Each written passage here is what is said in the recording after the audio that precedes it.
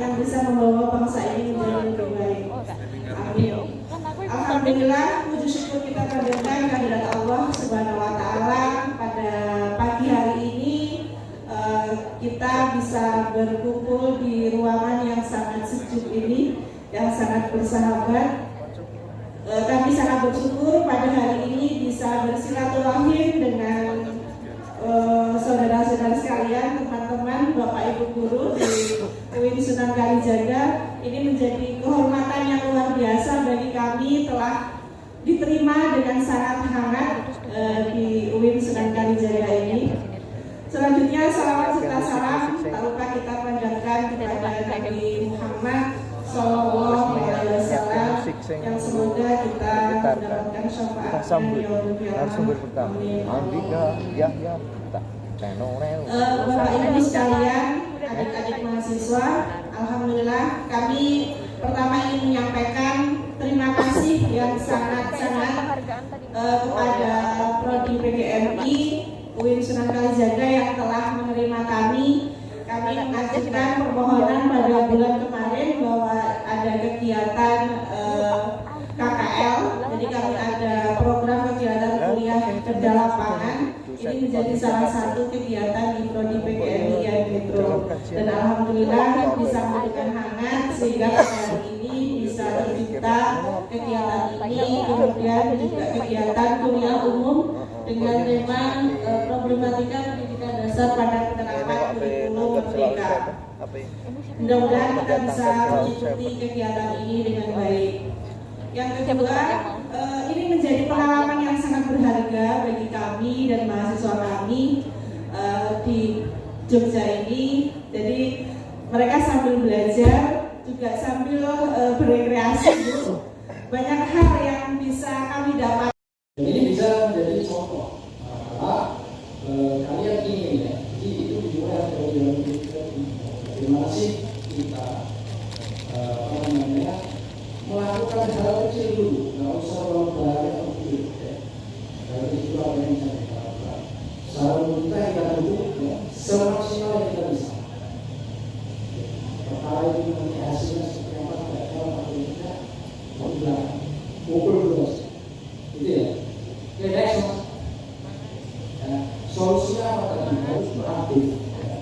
Harus proaktif. Ya, mungkin sebagian kecil ya yang akan berkaitan itu bisa memberikan keterangan yang sebetulnya kepada semua guru. Ada 5 juta guru yang ada di Indonesia. Dan itu butuh waktu. Tidak bisa. Itu harus dimulai dari diri sendiri. Pertama harus proaktif. Sumber utama yang bisa dipelajari oleh guru. Ya, jadi apa namanya jadi belajar sendiri. Ya, itu bisa menggunakan link yang apa namanya resmi gitu ya. Jadi kalau sebuah lingkungan kurangnya banyak opini kita berada di masa di mana kita itu bagian informasi. Jangan dulu informasi itu sesuatu yang spesial didapatkan dari orang-orang yang punya koneksi. Sekarang kalian sambil tidur aja, ya tidur aja, scroll TikTok, Instagram dan lain sebagainya. Gitu ya. Dan itu disuguhkan sesuai dengan interest masing-masing. Ya. Jadi apa namanya untuk guru gitu ya, sebagai masih guru saya sempat mempelajari bisnis ya, bisa di online ya, tentang algoritma dan TikTok dan lain sebagainya. Ya. Jadi algoritma yang dimiliki oleh apa namanya sosial media itu ya, semua itu berdasarkan pada database yang dimiliki oleh sebuah perusahaan. Perusahaan besar saat ini adalah Facebook, karena itu itu bisa mempengaruhi usaha kalian dalam menentukan sesuatu. Ya, pernah ya minat terhadap suatu barang, kalian lihat setiap hari kalian disuguhkan oleh barang-barang itu terus. Kalian mau check out ini ya di Shopee, ada tas misalnya, tas ya. Nah, itu sampai nanti kamu dibayang-bayangi tas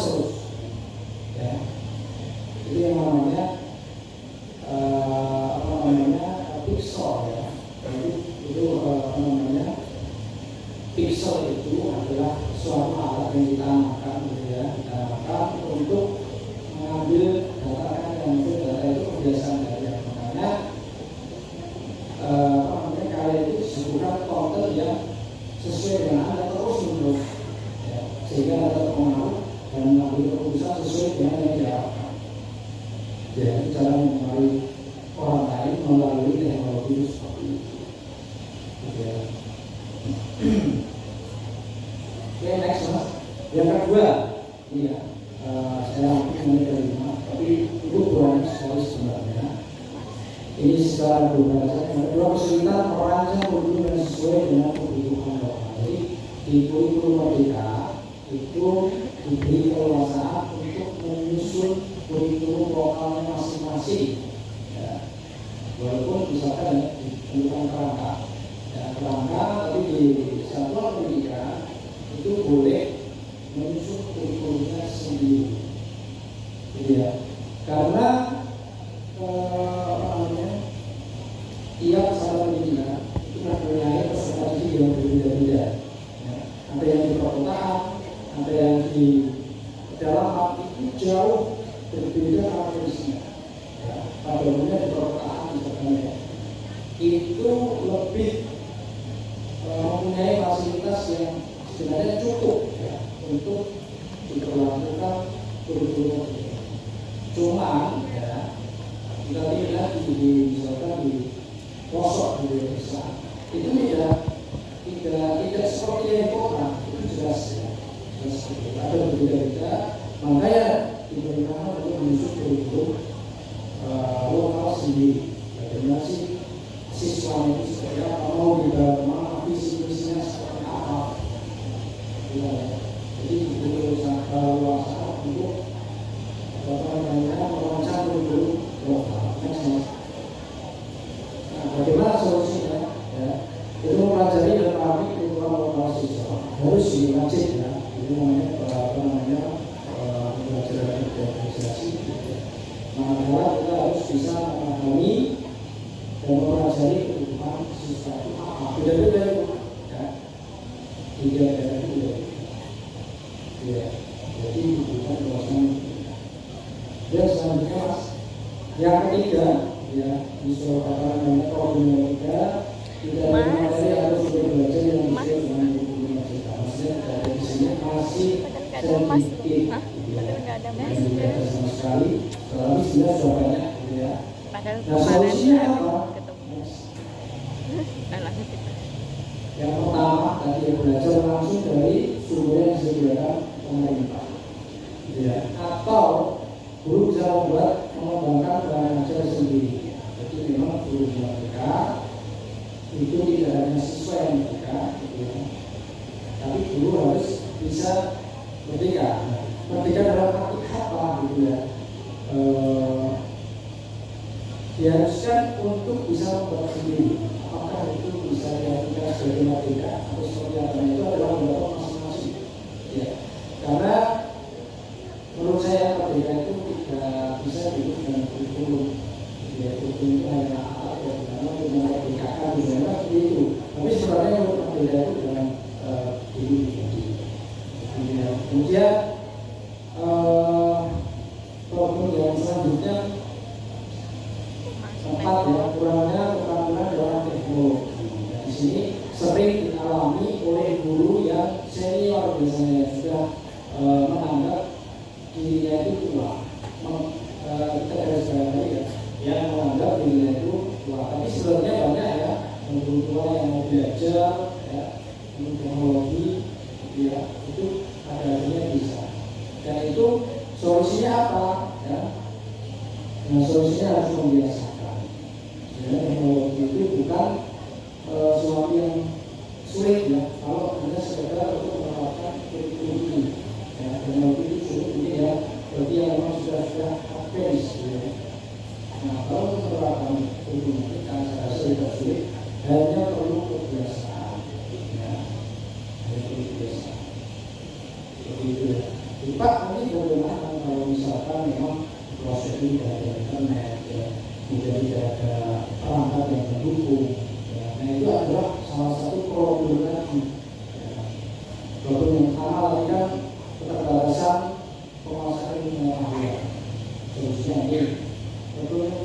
Makanya lagi ya, bagaimana kalau memang tidak ada jaminan internet, kemudian tidak ada perangkat yang mendukung, ya, tidak ada perangkat yang disediakan oleh sekolah, itu bagaimana? Ya, itu adalah problemnya. Ya, problem itu banyak sekali, ya. Nanti bagaimana sih cara kita menyikapinya? Yang terakhir,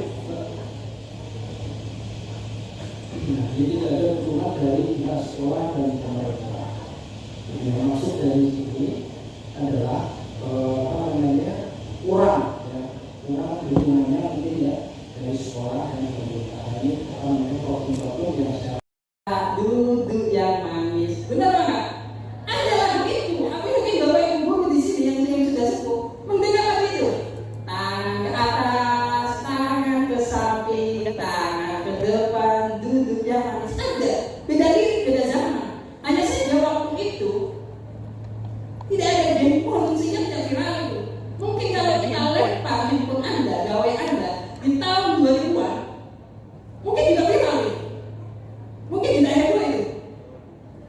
Jadi sebenarnya yang baru itu kurikulumnya atau handphonenya. That's logic itu. Itu sudah runtuh sebenarnya kurikulum merdeka itu. Itu poin yang pertama. Lalu poin yang kedua tentang kebebasan. Kebebasan di Indonesia itu konyol. Anda bebas sekarang. Bebas, merdeka, siswa bebas. Siswa itu bebas, merdeka itu.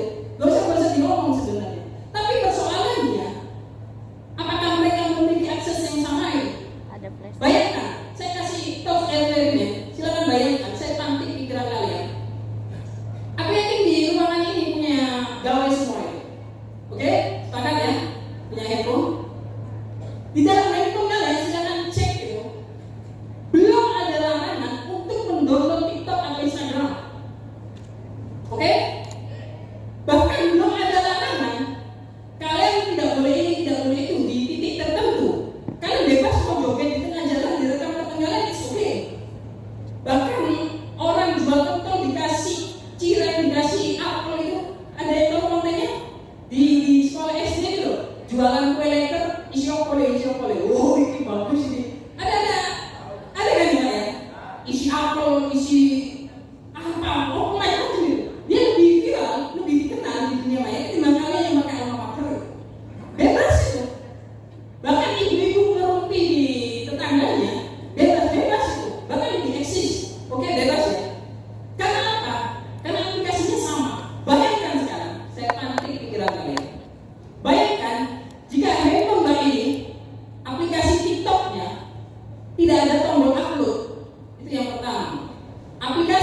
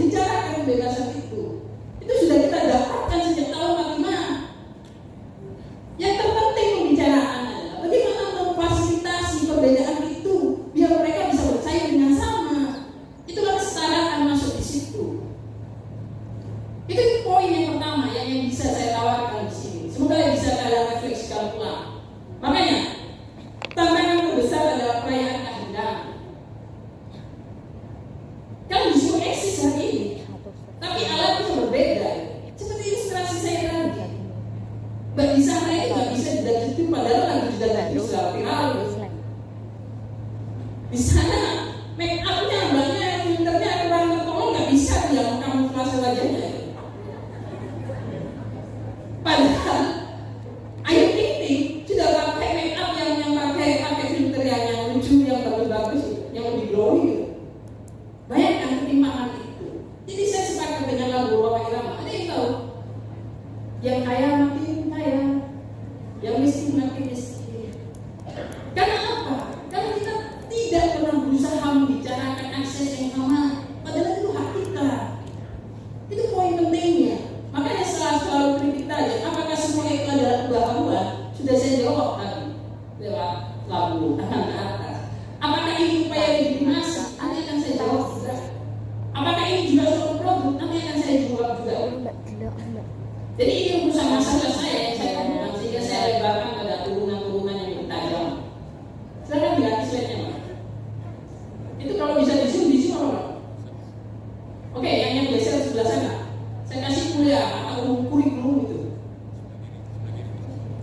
Saya singkat menjadi mungkin kurikulum kalian tidak SKS. Saya persingkat dalam waktu 10 menit. Kurikulum di zoom lagi, Pak. Kurikulum. Tadi sudah sempat dibahas oleh Kak Antika tentang kurikulum. Ada 13 kalau dalam pengumuman saya. Digeser sini. 13 kali ganti kurikulum.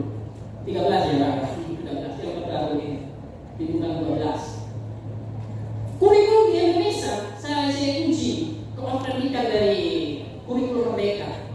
Langsung fokus ke tahun 84. Diperbesar Pak, kurikulum 84 segera geser atas agak di tengah kan.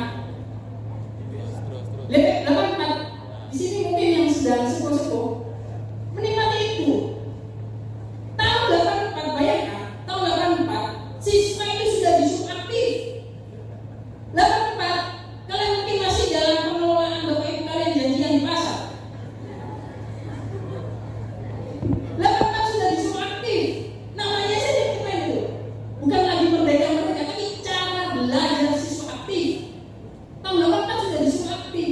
Kalau sekarang kalian disuruh aktif, itu namanya berarti ada kegagalan. That's logic. Tahun 84. Kalau kalian di kelas kalian ada budaya nempel-nempel di tembok itu, biasanya di sekolah-sekolah SD kan ada gitu ya. Itu ketinggalan dari CBSA itu. Karena keaktifan siswa di situ terlihat. Siswa sudah disuruh bikin proyek tahun 84. Hanya saja tidak ada kamera itu. Mungkin kalau ada kamera, gurunya itu joget waktu itu. Dan logik. Kalau di sini mungkin kalian masih menambah-nambah, tapi kalau kita membaca literatur yang taat, tahun 84 siswa sudah disuruh aktif, bayangkan. Tapi mengapa kok gagal? Itu kan memantik pertanyaan berikutnya. Karena waktu itu di era Orde Baru, keaktifan itu menjadi hal yang tidak lazim. Dan setelah itu, ada banyak yang tingkat, banyak omong di tahun 84, besok nggak pulang nih. Di situ mengapa dia gagal berkembang? Akibatnya dikamuflase lagi, diubah lagi, disesuaikan dengan zaman lagi. Lalu saya kasih Anda loncat lagi. Loncatlah ke tahun 2004.